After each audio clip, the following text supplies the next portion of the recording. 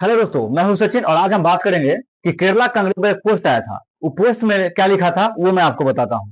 वो पोस्ट में लिखा हुआ था, bidis and Bihar start with B can not be considered a sin anymore. इसका मतलब यह हुआ कि बिहार और बीडी दोनों बी शब्द से शुरू होता है और इसे अब पाप नहीं माना जा सकता।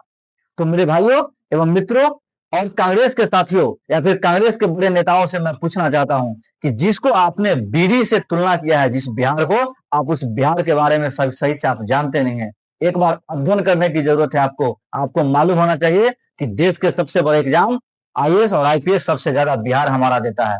इस तरीका का अपमान करना बंद कीजिए। बिहार अपने आप में एक शक्तिशाली है और आपको मालूम होना चाहिए कि बीडी बिहार में, उत्तर प्रदेश में, बंगाल में, मध्य प्रदेश में सबसे ज्यादा यूज करने वाली चीज है।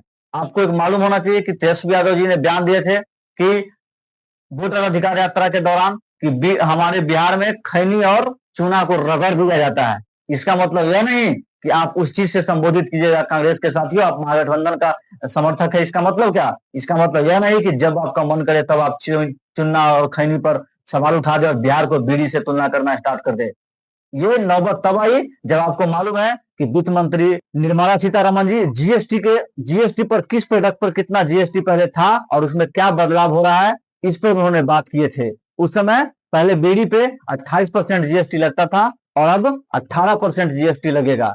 इसी को लेकर के इस पे उन्होंने, कांग्रेस केरला ने इस तरीका का बयानबाजी किया। उस पे बिहार में जब बिहार के लोगों ने उसका विरोध किया, बिहार के बड़े बड़े नेताओं ने जब उनका विरोध किया, तो वो पोस्ट डिलीट तो हो गया है। पोस्ट तो डिलीट हो गया है, लेकिन इस तरीका के ओछी हरकत और ओछी टिप्पणी दोबारा करने की कोशिश नहीं कीजिएगा। विपक्ष से भी पूछा गया कि इस मुद्दे पर आप क्या कहना चाहते हैं, तो तेजस्वी यादव जी ने भी खुद से कहा ऐसी बयानबाजी नहीं करना चाहिए। तो ये आपका क्या विचार है, इस पर जरूर बताइएगा आप पूरे वीडियो पर। बाकी नमस्कार।